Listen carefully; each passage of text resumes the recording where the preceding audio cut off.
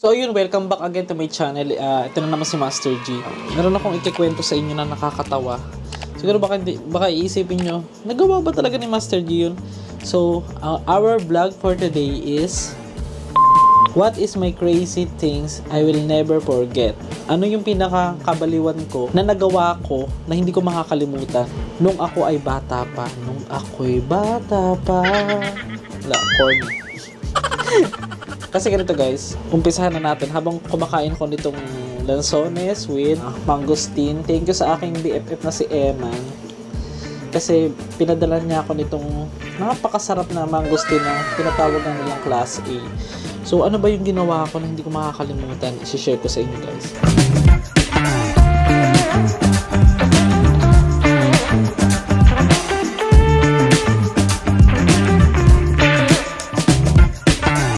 Tanda ko kasi noon, when I was siguro mga 7 years old ako noon, inutusan ako ng tatay ko na bumili ko ng pandesal. Sabi niya, bili ka ng pandesal doon. Parang laging nakasigaw sa akin yung tatay ko. Kasi nga may time na tulala ako, may iniisip. Hindi ko alam kung, syempre bata pa ako. Naka-plastic siya. Siguro mga 10 piso yun or 5 piso. Pero parang tanda ko mga 5 piraso lang yun eh. Di ba ang pandesal magkano dati? Piso, ang dami ng ba't hindi nagpo-focus yan? Tapos yung bakery na pinagbibilang ko, dun umuupa yun sa bahay ng lola ko mismo sa tabing kalsada, yung hindi pa nabebenta yun dati. Sabi ko, Manang, pabili naman ako ng tinapay. Tapos, kung meron po ba kayo yung may amag na? Ngayon kasi laging ayun yung palusot ko dati para makahingi lang ng tinapay. Lagi kong sinasabi na, baka po meron kayo may amag na. Tapos parang natawa yata yung anak ni Manang, hindi ko matanda kung sino yun. Tapos, bigyan mo nga ng bigyan mo ng bagong luto. Tapos na-touch ako nun kasi imbis na bibigay nila sa akin yung luma na, binigyan nila ako ng mainit pa. Parang ganun eh. Hindi ko masyado matandaan. Pero nakakatawa pa sa ginawa ko, yung nabili ko na yung pandesal, lagi kong, yung nakaikot yung plastic, pinapaikot-ikot ko siya. Pinapaikot-ikot ko yung naka-plastic na pandesal. Hindi ko sinasadya na, kasi pinapatama, ginaganong-ganong ko siya sa pinapabanda ko sa teka, bigyan natin ng sample. Ngayon, yung daan may mga pader yan, ginaganong-ganong ko, tapos pinapaikot-ikot kong ganon. Tapos hindi ko napansin, habang nakatingin pala sa akin yung tatay ko, na parang nag-aabang na, alam mo yung parang nakahanda ng mamaril, kung pagdating sa gera. Tapos, kinabahan ako kasi nakita niya kung paano nalaglag yung mga tinapay na pandesal dun sa kanal at pinulot ko isa-isa, nilagay ko ulit sa plastic. Kaya bumalik ako doon sa dumiretso yata ako nun. Tapos parang nakita ko yung pinsan ko na nakakatanda sa amin. Sabi niya, bumalik ka doon, galit na galit sa yung tatay mo. Tapos yun, pinabalik ako, bumalik na naman ako uli. Yun, hanggang sa pinagalitan ako ng tatay ko. Tapos yung time na yun, sabi niya din sa akin, many times na, kumuha ka doon ng tapon. Sabi ko, ano ba yung tapon? Hanap ng tapon. Ako naman, parang tanga, hanap ako ng hanap, hindi ko alam kung ano yung hinahanap ko. Tapos naghanap na lang ako, tapos sabi, tansyan, naghanap ako ng mga tansyan. Ang nakita kong tansan, yung mga takip ng soft drinks, yung pala yung tapon. So, naghanap nga ako ng tansan, literal. Paghanap ko, sabi ko, ba't wala akong makita kundi yung mga flat. Alam mo, may pinupukpok siya dati, mga batang 90s. Pinupukpok yan, tapos ginagawang turumpo or parang blade, parang nilalagay siya sa takip ng ballpen, binubutasan sa gitna, tapos lalagyan ng sinulid, tapos saka hihilahin para maging So, ayun yung nakakita ko ng tansya na gano'n, tapos upod pa. Ngayon, dinala ko sa bahay, galit na galit sa akin tatay ko. Napakatanga mo, ganyan-ganyan, hindi mo ba alam ang tapon? Ito ang tapon, pumulot lang siya. Alam mo ba na parang ang tanda ko, pumulot lang siya doon na malapit lang doon sa bakuran. Meron naman pala, pinaghanap niya pa ako doon sa di ba? Talagang may pagkaano yung tatay ko talaga eh. Talagang, ewan ko ba? Ayoko na magsalita pero hindi niya ako talaga parang gusto, alam mo yon. So, kasi natalbugan ko siya, charot. Tapos nung habang lumalaki na kami, lagi ang kababata ko, yung pinsan ko si Milan. Shoutout kay Milan. Pag pumupunta kami dun sa isang side ng actually sa sementeryo, madalas kami talagang lagi kami doon naglalaro. Pag pumupunta kami dun sa pinaka tawag doon, kain guys, yung lalo na pag magdidilim na, pinag-e-eksperimenta ko namin yung mga palaka. Yung mga, alam mo yung mga palakang may mga malalaking kulugo, yung mga nakakatakot ang itsura.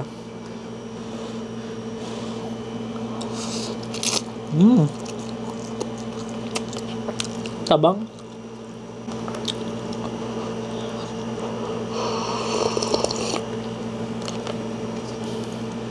Yung mga palaka na yun, lalo pag malapit na magbagong taon, di ba nag-uso yung mga paputok. Alam mo yung 5-star dati, yung ang tawag pa nga dun sa malaking 5-star yung plapla.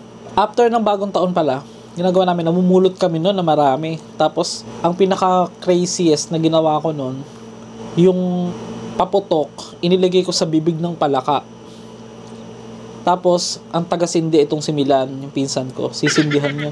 Alam mo ba yung itsura ng palaka, nakakaawa. Pero that time di kami nakakaramdam na awa. Syempre bata pa kami. Para lang maging enjoy ang life. Yung syempre childhood mo. Ginagawa namin, sisindihan. Alam mo ba yung palaka, siguro mga 1 to 2 meters ang taas pag umaangat siya ng napakataas. Tapos sisindihan kasi sa sabog yun. Hanggang sa sumasabog siya sa nararamdam namin may mga tumatalsik sa amin ng mga dugo dahil nga doon sa palaka na yun. Yun ang mga hindi ko makakalimutan. Tapos yung kapitbahay or yung harap ng bakery na inuupahan ko, na pinapaupahan ng lola ko, which is doon ako madalas nanonood pero doon babae na kapitbahay nakaharap niyo. Lagi akong asar na asar sa kanya. Ewan ko ba, pag nakikita ko siya, ginawa ko, doon sa may daanan na yun, shortcut, papasok doon sa amin, sa pinakabahay namin sa bukid. Ginawa ko guys, sinulatan ko yung mga pader na nilagay ko talaga doon. Ang baho ng pipi mo, Joy. As in, may pangalan talaga niya. Hindi ko nababagatin yung apelido, alam niya yun. Sorry talaga sa'yo ha, kung nanonood ka man ngayon, Ate Joy. Oo, sorry na nagawa ko yun. Hindi ko alam kung bakit naaasar ako sa'yo dati. Siguro yung pag iniirapan mo ako dati, ganon. Hindi ko alam Tapos yung isa naman doon, hindi ko din makakalimutan. Meron siyang pinsan, nakalimutan ko yung pangalan Yung likod nila, doon nila tinatapunan ng basura. May mga pader doon na makinis. Yung pader na yun, abandonado na siya. Parang hindi siya nag-operate na dati siyang patahian. Tapos ngayon, abandon na siya ngayon. Tapos still, hanggang ngayon, siguro mga 30 years na hindi ginamit. So, sinusulatan namin yun doon ko sinusulat yung mamatay ka na. Yung mga ganun ba? Yung mga, pero pa ko nung sinulat, tanda ko, ang baho ng regla mo, ang baho ng napkin mo. Sorry talaga. Hindi ko ma-imagine na nagawa ko yun. Tapos, kasi nga guys, hindi naman ako sigurado kung kay Joy ba talaga or something doon sa kinaiinisan kong dalawang babae na yon. Yung mga nakatapon doon ng mga kalat-kalat na napkin, hindi naman natin masabing kanila yon. Pero doon kasi yung basurahan nila. So, naaasar ako pag nadadaanan ko. Sabi ko, ba't ako ang daming dugo yung mga napkin, kalat-kalat. So, ewan siguro mga 8 ako niyan or 7, kung di ako nagkakamali. Tapos ito pa, magkwentuhan pa tayo guys. Pahiram ako ng 20 minutes nyo. Ito pa nakakatawa. Magkakasama kami magpipinsan. Ang pinaka-kontrabida sa akin dati yun itong pinsang kong si Marisa, kapatid ni Milan, nasa Pampanga, Kapampangan yun Yan, shoutout sa inyo. Kasi, dati pag naglalakad kami dun sa, ang tawag namin dun diretso, kami na nagpangalan ng lugar na yun, ang tawag dun diretso, kasi nga, instead of shortcut, diretso lang ang tawag namin. Kasi nga, pag diniretso mo yun, yung daanan na makipot na yun, natapunan din ng basura. May makikita kang mga puno ng bayabas, mga santol. So, ginagawa namin, especially ako, akyat kami ng bayabas. Ngayon, itong si Marisa, pagkasabay ko, si Milan, magkakasabay kami naglalakad. Namamasyal kami doon, naglalaro. May nakita akong bayabas, sabi ko, sa akin yun. Tapos biglang aangkinin nitong si Marisa, akin niya, pinapahinog ko nga yan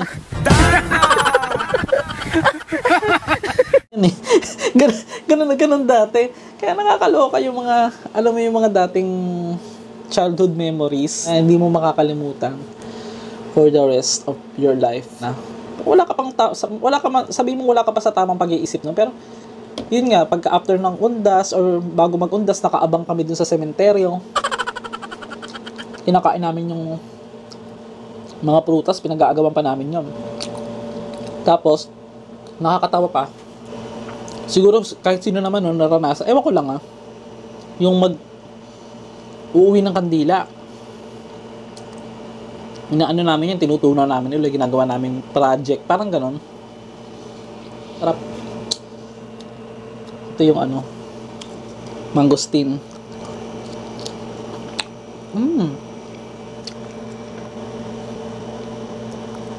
Ikaw guys, anong paborito mong prutas? Hindi ko matanda kung 5 ba ako nito o 6. Basta parang hindi pa ako nag-aaral nun ng kinder. Hindi pa ako nag-aaral ng kinder nun. Kasi malakas yung memory ko talaga, bata pa lang ako.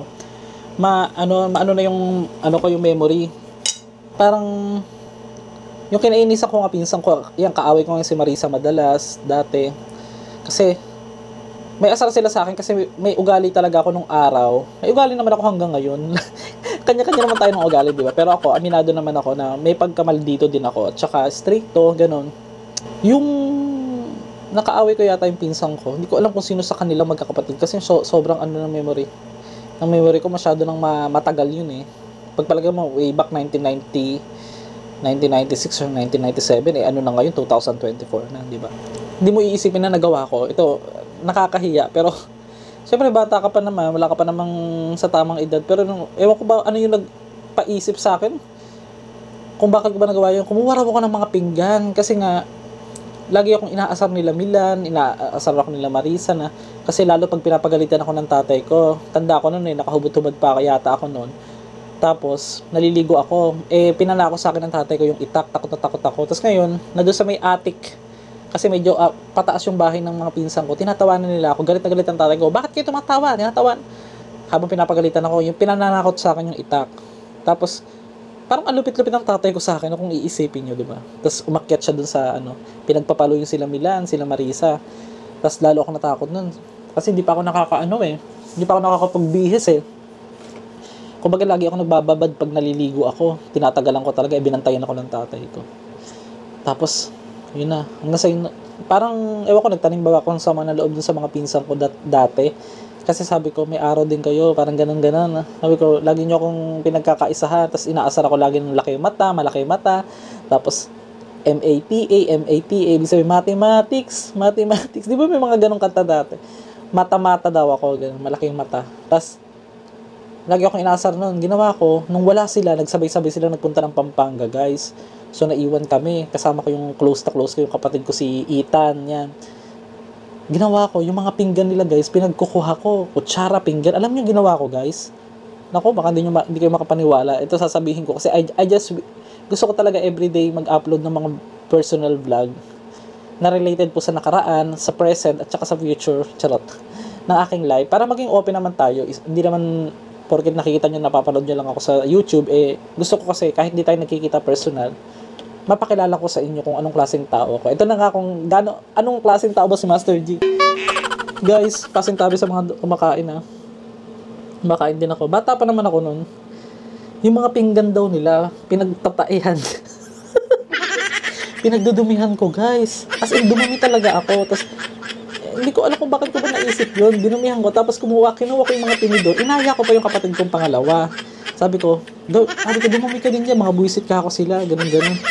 Tapos yung dumumi na ako, kumuha ko ng mga tinidor, tinusok ko dun sa dumi yung mga sorry guys kasi, napuno yung memory. The story, susubo lang ako saglit, kasi nakakaano yung ginawa kong kagagahan Pinagtutusok ko yung mga tinidor, dun sa aking dumi, mga master. Tapos ngayon, pagbalik nila, galit na galit yung tita ko. Sabi niya, sino gumawa? Naalala ko tuloy. Siyempre, maalala mo pa rin yun kahit 5 or 6 years old ka na, di ba? Sino gumawa nito? Tapos, ngayon, wala akong kakibo-kibo. Parang hindi ko sure kung inamin ba ng kapatid ko na ako. Hindi ko sure kung sinumbong niya ba ako. Pero, Hindi ko masabi kung masyado na kasing burado, medyo burado na sa alaala ko, pero nakakatawa lang, hindi ko makakalimutan yun kasi syempre kumuha pa ako ng mga tinidor tapos pinaglalagay ko doon sa pinggan, yung pinggan pinuno ko ng dumi. Grabe, no? Imagine, nakakaloka. Siguro kung sa psychology titingnan nyo, yung personality ko talaga is hindi ako mabilis din mandiri. Kaya nga 'di ba yung mga vlog ko sementeryo din, 'di ba? Tapos hindi din ako masyadong strong yung personality. For me, kasi yun yung kasi kailangan mo talagang, you have to learn how to, sige, spell. Yung, yung personality mo, kailangan mo makilala mo rin yung sarili mo.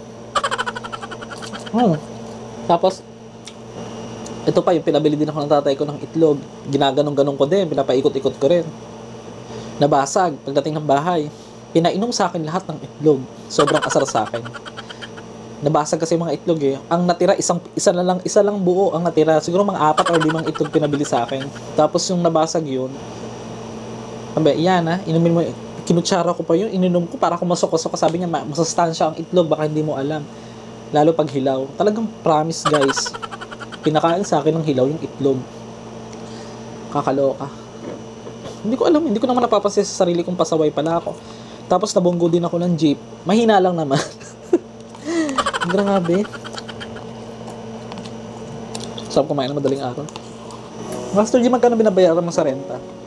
Ito, open ko na rin sa inyo. Total, gusto ko naman talaga maging open sa lahat ng bagay. Kahit yung mga personal talaga. Ito, binabayaran ko to is 3,500. Pero ito, nasa city na tayo. Paglabas mo, may palengke na. Tapos malapit dito yung pinagbablagan ko na sementeryo.